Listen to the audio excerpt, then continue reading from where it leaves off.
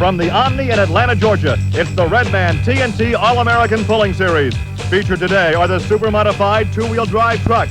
These high-horsepower, supercharged, alcohol-burning, wheel-standing machines offer the greatest variety and body styles in the sport of pulling. The two-wheel class also requires the greatest driving skill and the most pre-pull strategy. From Atlanta, Georgia, hi everyone, I'm Gary Lee. What a beautiful day for a carriage ride in downtown Atlanta, but right now we take you from the serenity of 1 horsepower outside to the sound of over 1,000 horsepower inside the Omni. Joining us in the broadcast today will be Army Armstrong and Rich Hooser. A good crowd on hand for this two-wheel drive competition. Let's go down the floor of the Omni now for a comparison between indoor and outdoor pulling with the driver of Bad Dog. Here's Mike Stowe. Indoors are actually putting more weight on you quicker, which lets you launch quicker on a better track, but it catches you quicker on the other end, so you don't build quite as much speed indoors as you do outdoors. So therefore, your weight indoors is really more critical than it is outdoors. Outdoors, you have so much more speed. Your weight is really not that important as long as you're close. But indoors, 50 pounds here, 50 pounds there will kill you either way. So it's a little bit of trial and error, is that right? Well, it's a lot of guessing and a lot of know-how and learning how to read your tracks and judge your competitors' vehicles when they run in front of you.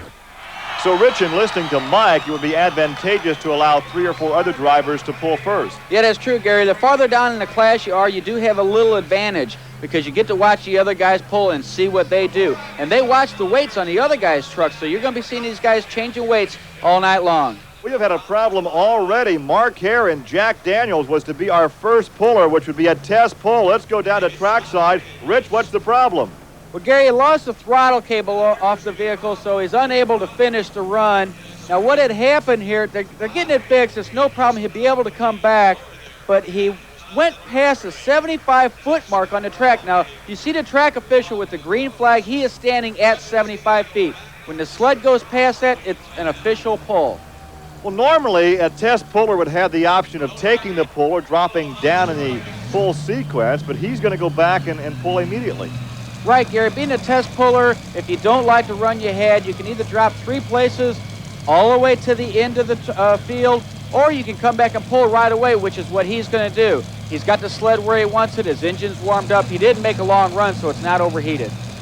But, Rich, I think it might be advantageous to drop back 3 positions, watch somebody else pull, and see where they're placing the weights. Yeah, I'd have to agree with you, Gary, because these guys are watching everybody else run, but maybe Mark's got a little bit different strategy going here.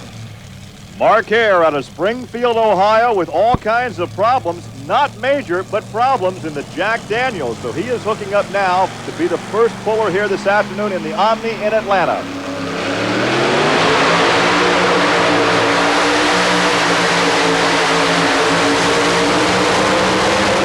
Well, as the sled comes to a halt at 157.46, he may second guess himself and think perhaps he should have gone back in the sequence.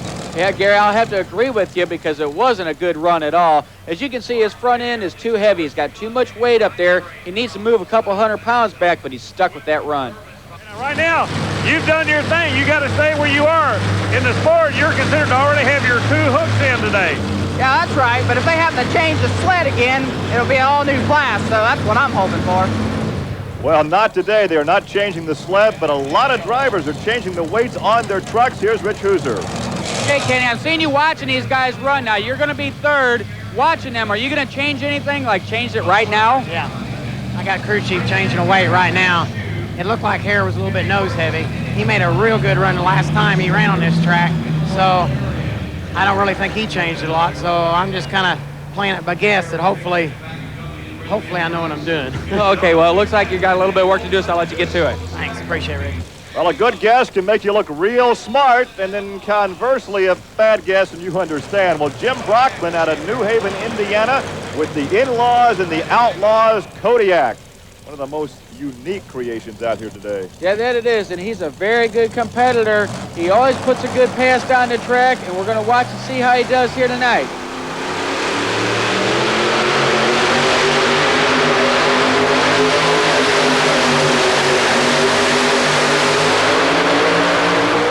And he falls very short of that full pull distance. Right now, 154.02, so not even close to having a good run. He can't be too happy with that one. No, Gary, he can't be, and I'm a little disappointed because Brockman usually puts on a good show here. He's got a beautiful truck, and it's got a lot of horsepower, but I think he just came out of the hole a little too strong. He just never got the traction he needed to get his momentum up to get down farther down the track.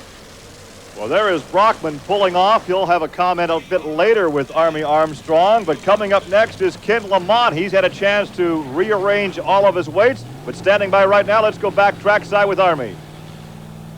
Yeah, I can't figure this out. Mark Haerr in front of you had so much weight on the nose. He's a leader. You come out, kind of go light on it. How come this is taking place? We're not getting the hole shot down at the starting line. It's taking us too long to get the Kodiak truck rolling out of the hole. We're going to have to come up with a different game plan, and we got to do it quick because this isn't going to work. Well, here's an example of the wide variety of body styles in this two-wheel class. This is the Midnight Express Chevrolet El Camino, driven by Ken Lamont out of Crossville, Illinois. Let's see if he has found the right weight distribution.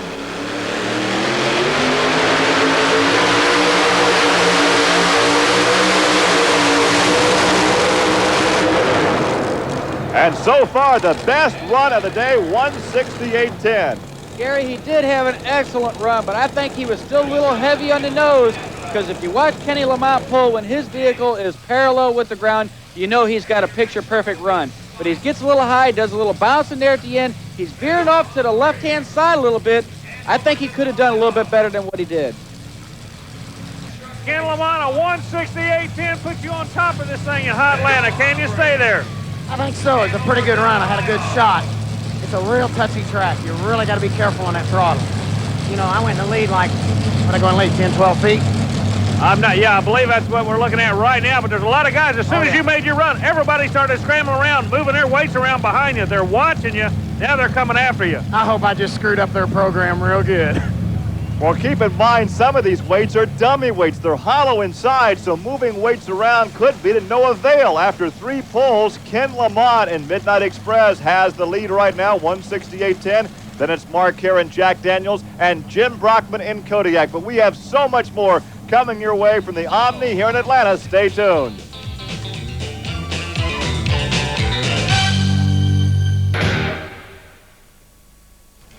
Welcome back to Trucks and Tractor Power here in the Omni in Atlanta as we have more competition now in the two-wheel drive class. This is Spike.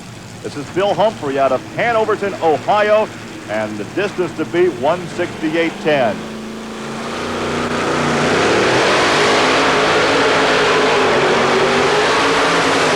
A lot of elevation in the front, and he will come up short. His distance, 157.62, so too much air under the front of Spike.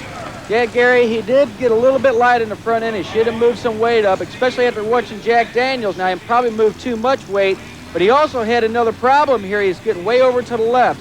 But now the Sundance Kid will be coming up later, and these three are a team, and they all work together, so maybe they can get the combination right on the Sundance Kid. Well, Bill Humphrey, you guys came into this Atlanta show with 3 vehicles. The first one came out was too heavy. You come out and looked a little bit light. Is the third one going to be just right? We got 3 different combinations. We're going to try 3 different things. We run this truck a higher gear, a little lighter. Mark's tried a lower gear and heavier on the front, trying to drive it farther. Ray's just going to blast it. After 4 competitors here in Atlanta, Ken Lamont continues to lead in the Midnight Express El Camino. His distance, 168.10. In motorsports, the work is never done. There is always preventative maintenance, always some fine-tuning. This is the crew chief on Bad Dog, the hometown favorite, driven by Mike Stowe. He is concerned apparently with the belt on the front of this power plant. Our next puller in the most unique yellow bucket tee, this is the former agricultural professor from Ohio State University. This is Wayne Roush from Dublin, Ohio, a suburb of Columbus. And once again, he is shooting for the distance of 168.10.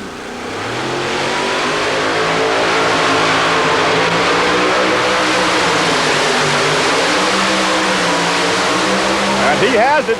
He has it and then some. A pull for Wayne Roush, 173.7. The farthest tonight, and it was an excellent run. As you can see, he come out of the hole real slow. No front end up in the air at all. And then right there, it starts to just come up at about 75, 100 feet.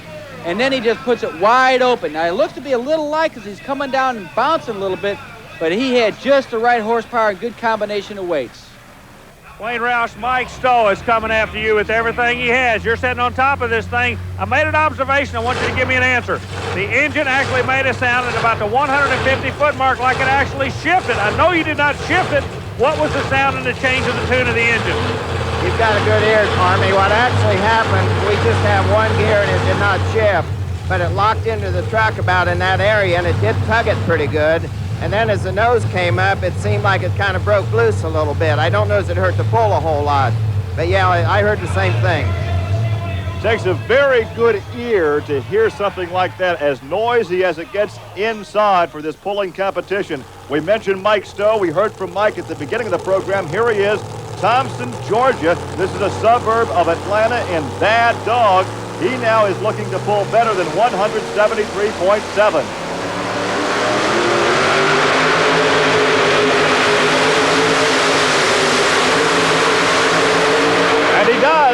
And he does, yes, 177.49 for the Bad Dog. Gary, he was just short of a full pull, and I know he's happy with this anyway. The crowd loves it. He's a hometown favorite. Watch when he comes out of the hole here, nice and easy. He gets just past the 100-foot mark, and his front end starts coming up. That's when he nails it, and he gets all the horsepower back to the rear tires where he needs it. Now, he was doing a lot of work back in the pits, changing weights around, so I think he got the right combination here. Mike Stowe, you've been playing in this dirt ever since you were a kid. You know how to make the horsepower stick here, don't you? Well, the M34 is working pretty good, Army. There at one point, I thought I might have been a little light then, but it nosed over, and I didn't have to use the brake but once, and it just kind of had a little fulcrum advantage right there at the end. I think that's what got me across the line. We still have 3 competitors to go, and they will be shooting for Mike Stowe's pull of 177.49 in Bad Dog. Wayne Roush is second in the yellow Model T, and Ken Lamont is now third. The two-wheel drive competition continues. For you Ford fans, the Ford Thunderbird funny car called Golden Thunder. This is John Heilemann out of Rockford, Ohio, and he has had a chance now, as Mike Stowe looks on, to check out the competition and see where he should place those weights. Now, he does have a little bit of an advantage being farther down in the field because everybody down here has been changing these weights around. Everybody, I've never seen him work this vigorously in a pit area before, and this competition here is very close. And these guys have all been running neck and neck, and they're getting a little bit better each time they run, and that could be an advantage from watching everybody else run.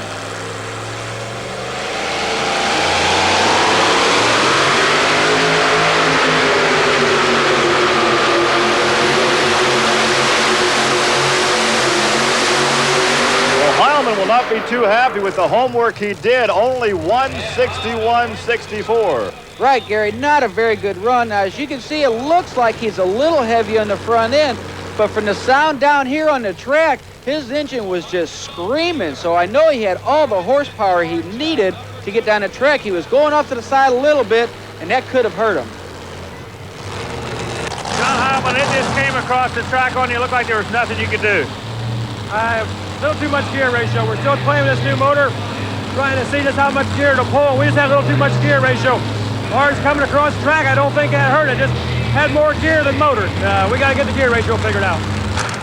Mike Stowe continues to lead in Bad Dog, a pull of 177.49. 2 more competitors. We look at one right now. This is Jim Lyons in stitches as we take a look inside the cockpit.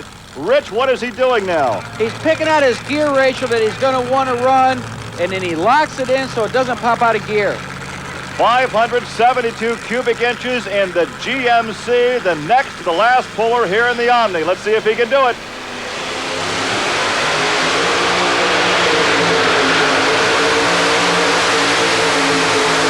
Running up in the air, and he does it. He does it. A full pull for Jim Lyons in stitches. He takes the lead. Gary, he's got to be happy with that run. It was picture perfect. Now, this is Jim Lyons' style of driving. He always gets down at about 75 feet with it just barely running, and then he just goes wide open. As you can see, he gets up pretty high there. You might think he's a little light in the front end, but he's got the momentum going from the starting line that makes him able to get the full pull.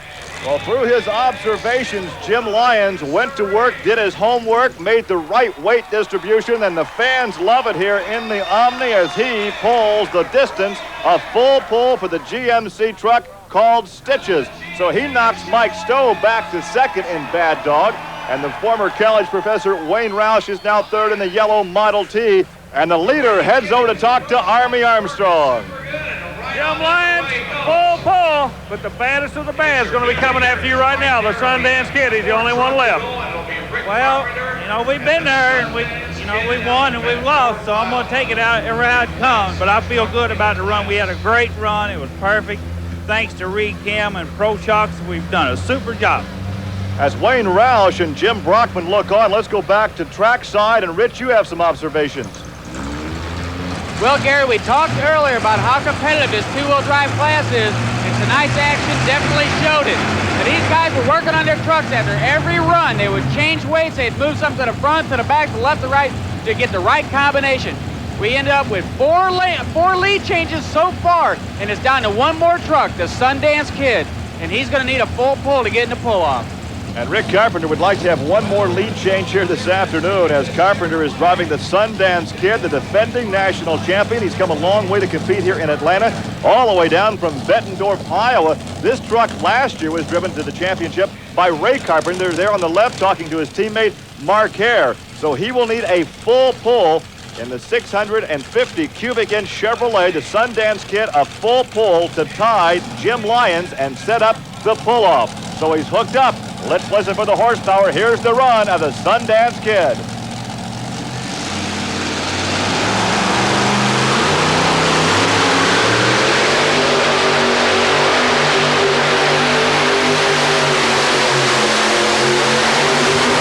And not today. Not today. So Jim Lyons with his full pull will win it. Only 175.36 the distance for the Sundance Kid and Rick Carpenter. Rick Carpenter had a good run here. Now, I'm not sure if he did some driving errors because he's new behind the wheel or if the truck just wasn't set up right. It looked a little heavy on the front end. Now, with the other two other team trucks ahead of him, you would have thought they could have got the combination right, but just not good enough. Well, Rick Carpenter fell about 4.5 feet short of a full pull, so Jim Lyons takes the victory, and right now Rick has made his way over to talk to Army Armstrong. Well, I got to be real honest with you. You were under a whole lot of pressure on that run. Everybody knew that the Sundance Kid was going to be a player. Jim Lyons laid his hand on the table, and I think he did a fine job going after him, just a little bit short. Yep, I think we drove out about the best we could here tonight. Had the weight just about pegged perfect. I tell you, everybody said these winter TNT series was going to be dynamite, and I tell you, they hit the nail on the head. Kind of feel like Noriega when the U.S. troops went down there, and the good old U.S. troops went down there and grabbed him right by the nose. I kind of know how he feels now.